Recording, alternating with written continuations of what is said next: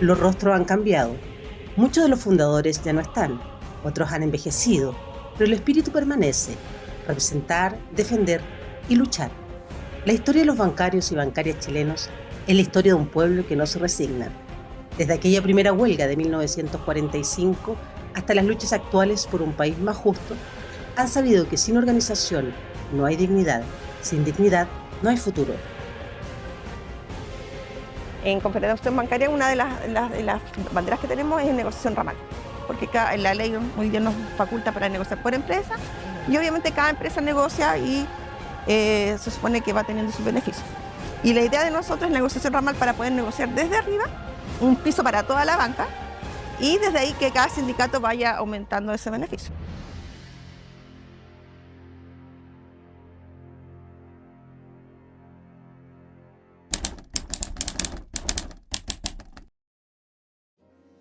En un país donde los bancos eran símbolo de poder y de élite, pocos se preguntaban quiénes hacían posible su funcionamiento.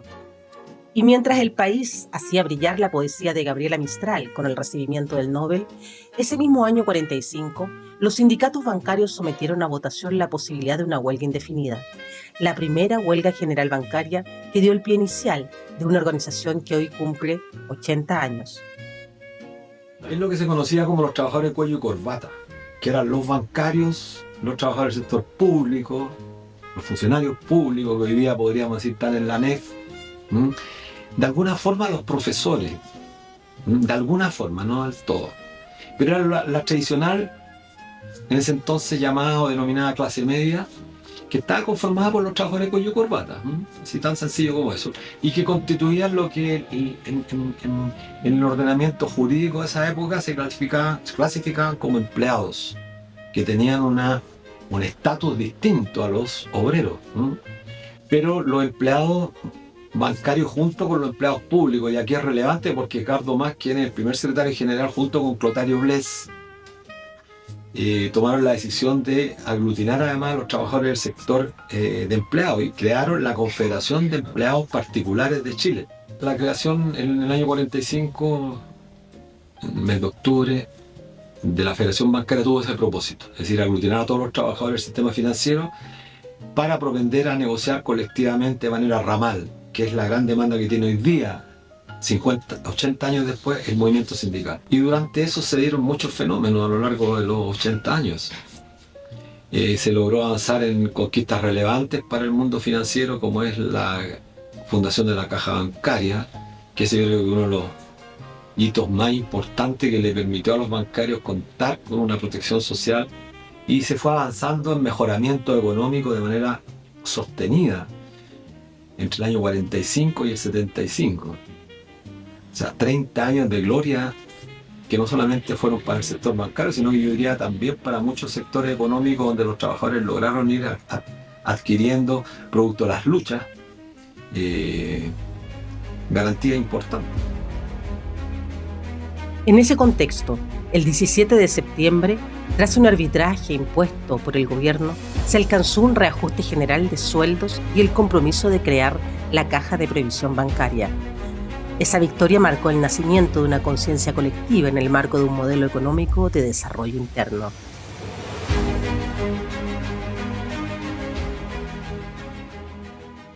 Bueno, en Chile en realidad a partir del gobierno de Pedro Aguirre Cerda, estamos hablando de 1938 en adelante, se inicia un poco la instalación de un nuevo modelo económico. Un modelo económico que sería conocido en América Latina como el modelo de industrialización por sustitución de importaciones. Es con el gobierno de Pedro Aguirre Cerda que van a surgir las primeras instituciones estatales como la Corfo, ¿no? Y otras, y va a haber un creciente gestión y iniciativa de inversión estatal pública para dar origen a las grandes empresas públicas del país.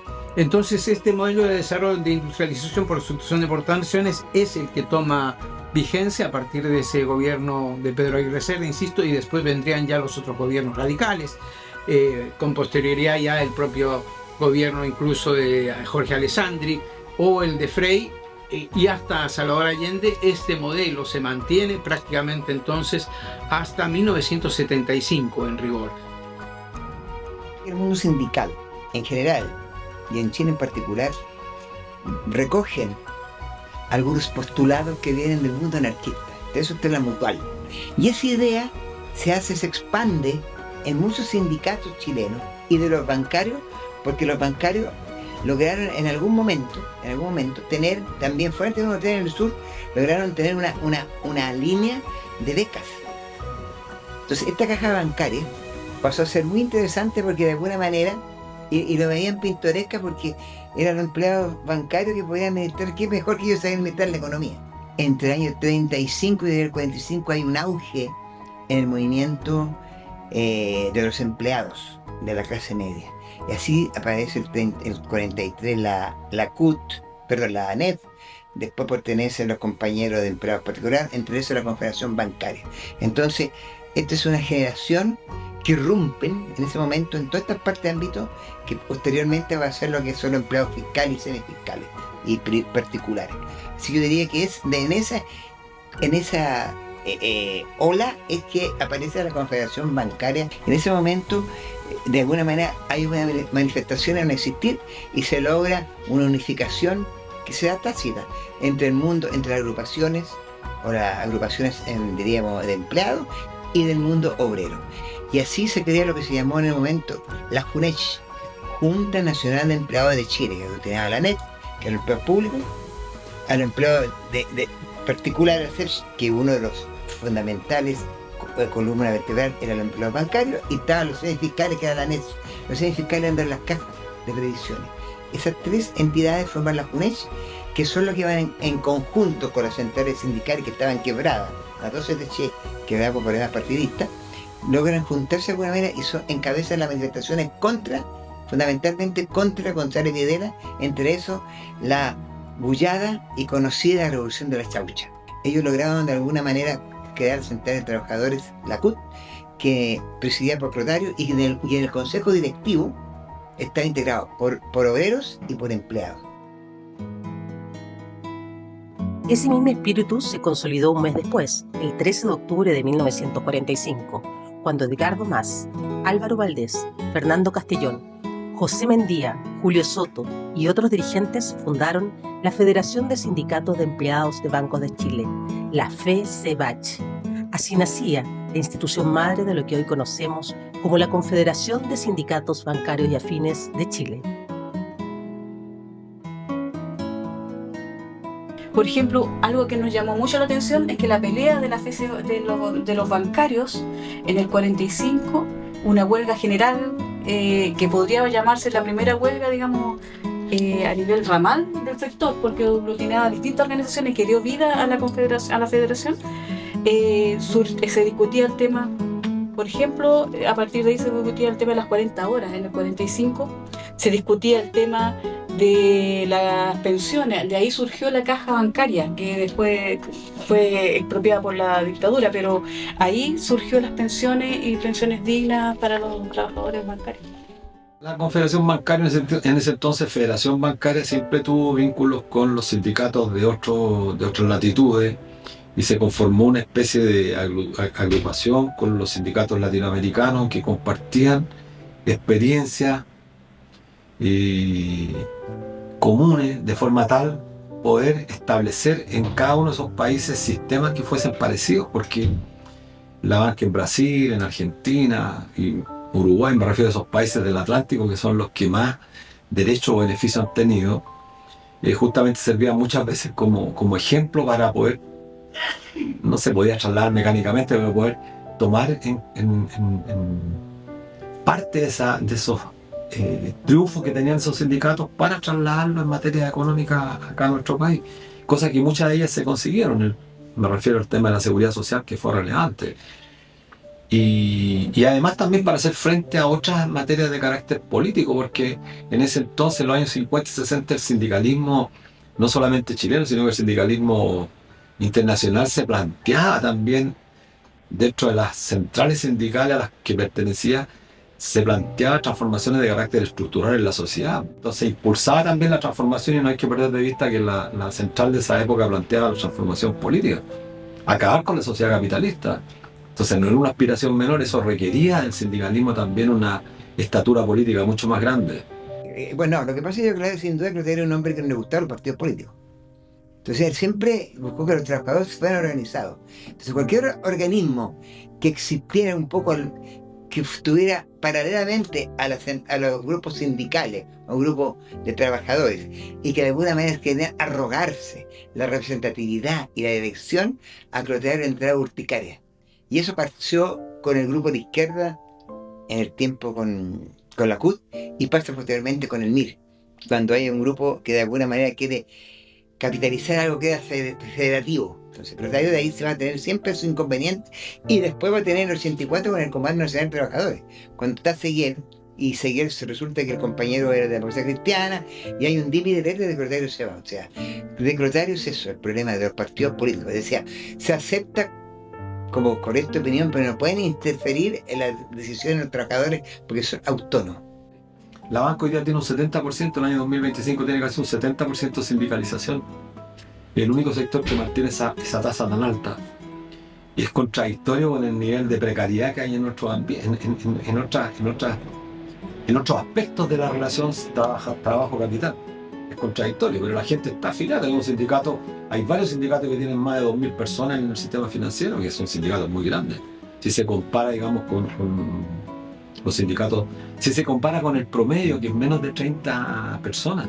Esta contradicción, porque es una contradicción que la tasa de sindicalización sea tan alta en circunstancias de lo que ocurre en el resto de los sectores económicos. Bueno, son los instrumentos colectivos que tienen los bancos que todavía, comillas, todavía tienen, comparado con otros sectores económicos, tienen un nivel de ingresos más alto, promedio. Y eso quizás hace que la relación entre el sindicato y los afiliados exista como vínculo todavía. La FECEBACH también fue pionera en la igualdad de género.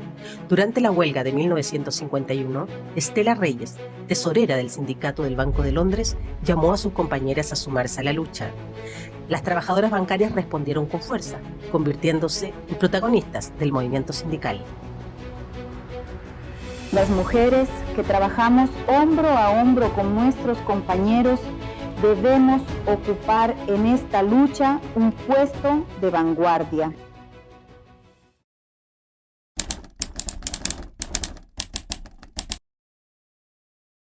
La llamada Marcha del Hambre de 1951, convocada por el Comando contra las Salsas, reunió a miles de trabajadores. Edgar Mas y Domiciano Soto, entre los oradores, exigieron la renuncia del presidente Gabriel González Videla, quien había promulgado la Ley de Defensa Permanente de la Democracia, conocida como Ley Maldita, que fue utilizada para perseguir y encarcelar a sindicalistas. Habrán de pasar. Y en estos días tensos nos alienta la seguridad que Chile, estoy seguro, ha adoptado con paso firme, seguro, el camino a su grandeza. Cuando a ella lleguemos, entonces, con ciudadanos, daremos por bien empleados los sinsabores pasados, y ellos no serán siquiera ni una sombra en nuestros propios sentidos.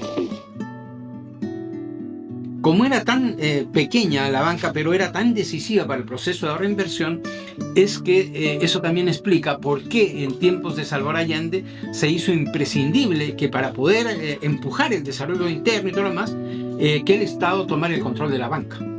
Y el Estado efectivamente nacionaliza la banca como parte de sus medidas para poder apoyar a las empresas pasadas al área social. Es decir, es la única manera de lograr que eso. Y eso ocurre en un momento en que, por otra parte, a raíz del triunfo de Salvador Allende, la banca internacional cierra por completo, bloquea por completo el crédito internacional hacia Chile. Es decir, en ese momento es que se produce una situación de bloqueo del financiamiento externo y Allende tiene que nacionalizar la banca porque es la única manera de asegurar que los dólares provenientes, por ejemplo, de la minería, que se nacionaliza, ¿no? La única manera de controlar esos dólares provenientes de eso era tomar el control de la banca.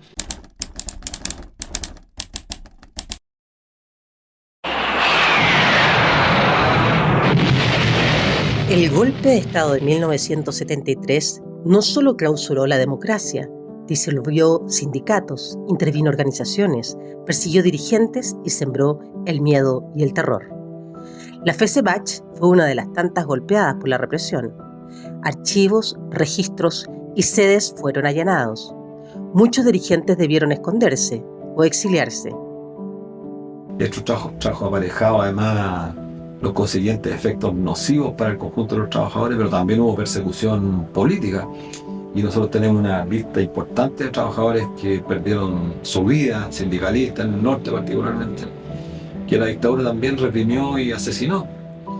Entonces no fuimos eximidos como así tampoco fue eximido ningún sector económico y sindical de que las garras de la dictadura cayeran también sobre sus dirigentes. Los Chicago Boys básicamente entonces son economistas formados con esos pensamientos y que son los que van a proponer este modelo económico neoliberal y lo van a implementar bajo la autoridad, bajo el respaldo de una dictadura militar. Entonces, ¿qué ocurre? Bueno, el sindicalismo fue destruido básicamente después del triunfo de la dictadura militar, y en todo este proceso, como todo se sabe, el sindicalismo está interdicto e incapacidad de incluso desplegarse hasta el plan laboral. Después del plan laboral se abre una pequeña ventana bajo la legislación que va a marcar un poco la posibilidad de desarrollo de los derechos colectivos. Estamos hablando de sindicalización colectiva, negociación y huelga. Estos vuelvan a regularse bajo una óptica neoliberal en julio del 79 con el plan laboral. Y ahí en adelante pues va a continuar con distintas reformas hasta el presente. Básicamente el mismo modelo.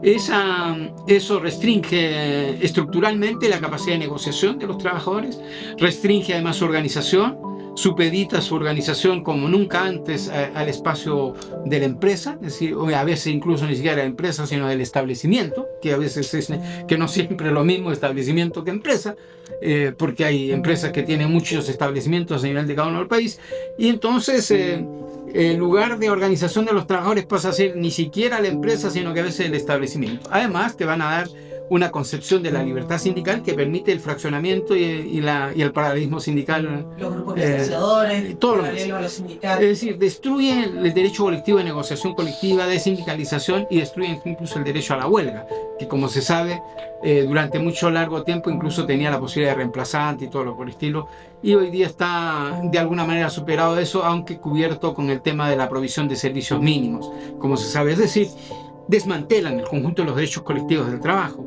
cosa que no ha sido superada hasta el presente. La cosa está finalmente que viene el golpe y Crotario nos hacemos cargo ya de ese primer día de lo que es derecho humano, y Crotario resuelve, como está la CUT, todos los dirigentes, porque la CUT fue proscrita inmediatamente, resuelve que él va a ir a buscar a los antiguos dirigentes, porque había una disposición en la CUT antigua que decía que en caso que fuera descabezada la directiva, asumía lo que había estado en el año 53 la creación, porque lo que hizo el mundo sindical fue resistencia, y en algún momento se pudo haber pasado mejor el 84, pero ahí se metió la mano de los partidos políticos de cosas. Pero en ese momento yo diría que sin duda el mundo sindical es el mundo que abrió la Alameda en Chile. Pero incluso en los años más oscuros, el espíritu de organización sobrevivió. Durante la década de 1980, entre el miedo y la esperanza, el sindicalismo comenzó a rearticularse en la clandestinidad, levantando nuevas formas de coordinación y resistencia. El año 88 se formara una central unitaria de trabajadores. Fue realmente la unión de lo que dejó la ola.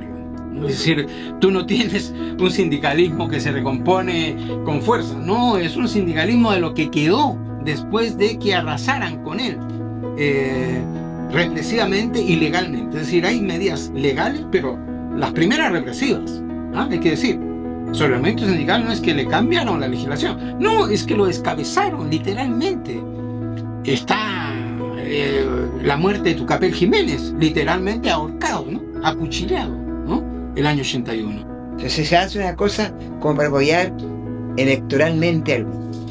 En ese momento uno no debe hablar de los muertos, ¿no? Pero en ese momento el compañero Bustos prima partido político, y lo primero que hace cuando asume a Erwin hace un pacto, sí, juro, entre los empresarios y los representantes trabajadores y el gobierno de Erwin para de alguna manera evitar las convulsiones sociales. Así el 90 empieza con el mundo sindical negociando con los empresarios y negociando con... Ahora, no significa que uno no pueda negociar. Lo que ocurre es que uno negocia con igualdad. En ese momento, en ese momento existían muchas cantidades de locales que habían sido confiscados, que nunca fueron devueltos. Había un problema no resuelto de gente que quedó exonerada. El empresario en ese momento, en ningún momento le pidió a los trabajadores qué había pasado con empresas estatales que habían sido privatizadas. Se entregó completamente al mundo sindical a aceptar ese periodo. La dictadura, guiada por los Chicago Boys, impuso una brutal liberalización financiera que desembocó en la crisis bancaria de 1982. Paradójicamente, los mismos bancos que habían sido privatizados debieron ser rescatados con dineros públicos. Mientras tanto, los trabajadores, sin derechos ni protección, pagaban el costo del milagro económico con desempleo y precariedad. El primer proceso de privatizaciones tiene que ver con la privatización de las empresas del área social. Eso se hace entre los años 75 a 77. Hay dos grupos económicos chilenos que se apoderan a precio de huevo de lo que resta de esas empresas industriales. Esos son el grupo Cruzat Larraín y el grupo de Javier Vial y después de Cruzat Larraín. En realidad esos dos sectores. Y ambos se apoderan incluso a algunos bancos en ese tiempo. El grupo de Javier Larraín me parece que tiene el Banco de Chile en ese momento y el otro, el Cruzat Larraín, un banco que se llamaba BHC, una cosa así. Y estos dos bancos lideran el proceso de canalizar el crédito que empieza a llegar del capital financiero internacional entre el 75 al 79, 80. O sea, empiezan a utilizar el crédito externo básicamente para quedarse con las empresas industriales que habían estado en la área social. Esa crisis del año 82 se llama la crisis financiera internacional número 1. Sí. ¿A quiénes? Es como yo digo, esa es la operación de venderle la soga al ahorcado. Entre el año 75-76 en adelante, el capital financiero les vendió sogas. Y estos países creían que era para saltar sogas, creían que era para que hicieran ejercicio y mantuvieran creciendo. No, era para ahorcarlos. Y entonces se produjo una estampida de dólares hacia allá. ¿Y qué pasa cuando el dólar abundante desaparece y el dólar es escaso? Tan sencillo que el precio del dólar se dispara para arriba. ¿Y qué pasa con todos los que se endeudaron a 39 dólares? Que quiebran.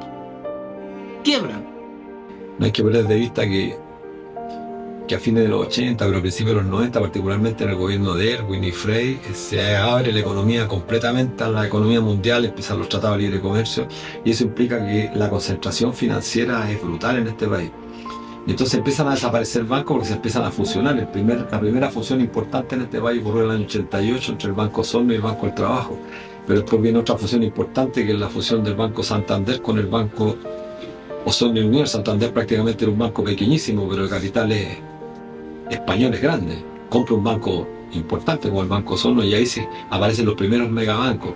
Después se produce una fusión con el Santiago. Entonces empiezan a desaparecer bancos producto de la acumulación y producto de la concentración. Chile es el país más concentrado de América. Entonces vuelvo al tema central. ¿Por qué desaparecieron los bancos? Porque se concentraron. Entonces los grandes capitales fueron comprando, entonces eliminando competencia y concentrando el negocio bancario en un negocio financiero.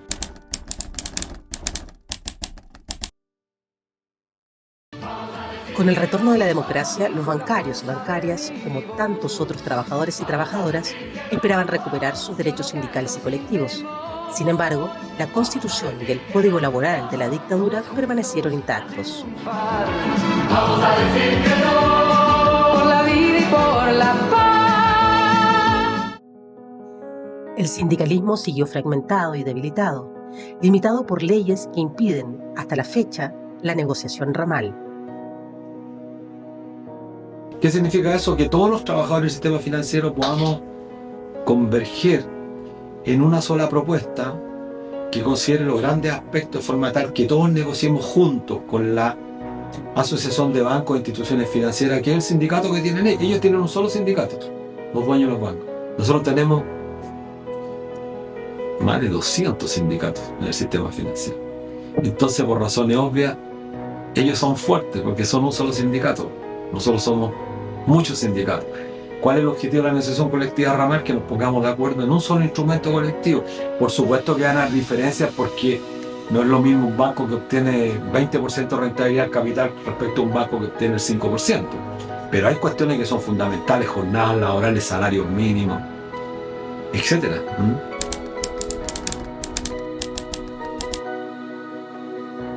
Bueno, esta es una jornada de movilización, la primera que se hace bajo la dictadura por parte de los trabajadores bancarios. Fue muy importante, más de 200 trabajadores de distintos bancos se reunieron a protestar contra la dictadura. Con una protesta en las calles del centro, en Huérfano, por los despidos arbitrarios que se habían producido en el Banco Continental, ubicado también en la calle Huérfanos. En 1988, un congreso bancario celebrado en el Hotel Panamericano, ubicado en Teatinos, esquina Huérfano, con la participación mayoritaria de hombres, porque bueno, en ese entonces era muy poca la participación femenina en el sistema bancario. Seminario sobre seguridad social. Ya en ese entonces la Confederación de Sindicatos Bancarios colocaba observaciones, objeciones al sistema privado de AFP, año 88, cuando el sistema recién llevaba 7 años. Estaba Ricardo Ormazábal a la izquierda, quien fuera posteriormente senador de la República, en ese entonces secretario general, al medio Reinaldo Zapac, y a la derecha Diego Olivares, dirigente nacional de la Confederación Bancaria. Bueno, en este mismo congreso del año 1990, de pie, dando un saludo Manuel Bustos, presidente de la Central Unitaria de Trabajadores, y parte del directorio de la Confederación de Sindicatos Bancarios. Periodo 96-98, el nuevo directorio de la Confederación Bancaria, con nuevos integrantes. Aquí llegaron mujeres ya al directorio.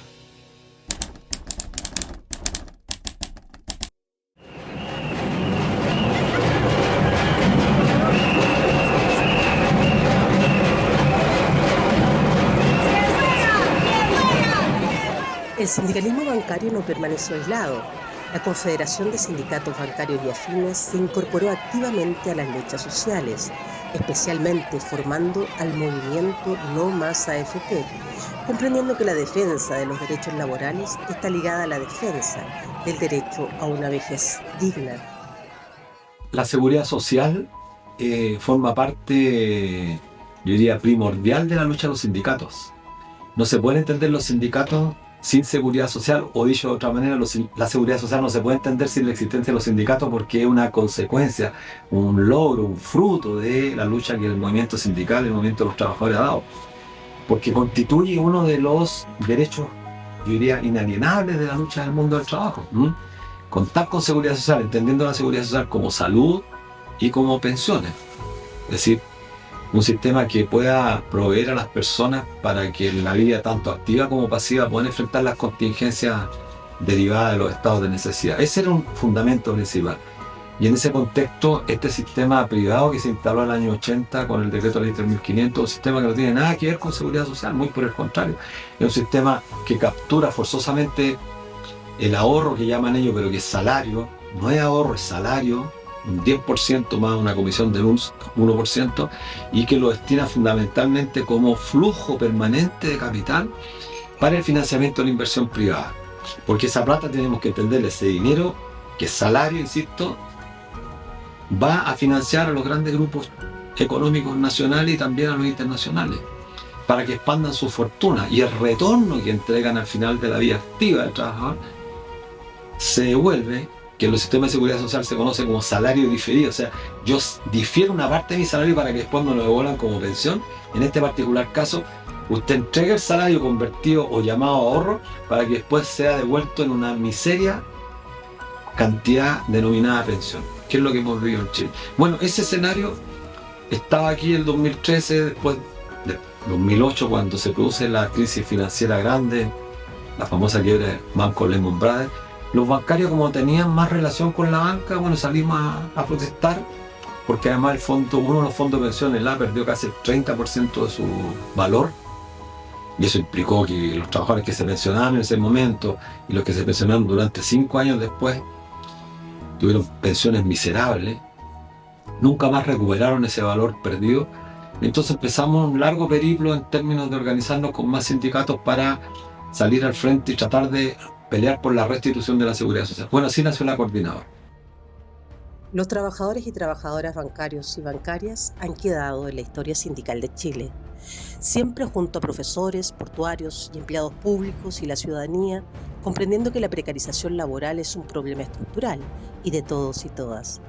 Y este espíritu de lucha que los anima desde hace 80 años continúa vigente. Hola, ¿cómo están? Muy bien. Oiga, aquí estamos informando para recuperar el 31 de diciembre y que no nos hagan trabajar los sábados. Hola, ¿cómo están? Como de trabajadores bancarios, nosotros tenemos una imagen de que el trabajador bancario gana muy bien. Y a través de estos años no ha sido así porque las negociaciones colectivas, no tenemos negociaciones colectivas fuertes donde obviamente podamos definir y luchar y que nos entreguen un sueldo merecido a nuestro trabajo, a la intensidad de trabajo que tenemos. Hoy día específicamente lo que estamos haciendo, estamos tratando de no atender público los días 31 de diciembre de cada año. Entonces, con eso además permite a los bancos extender la jornada laboral de atención al cliente y obviamente poder trabajar los sábados. Entonces es como la ley, nosotros decimos que es contradictoria a lo que es el trabajo bancario. Buenos días.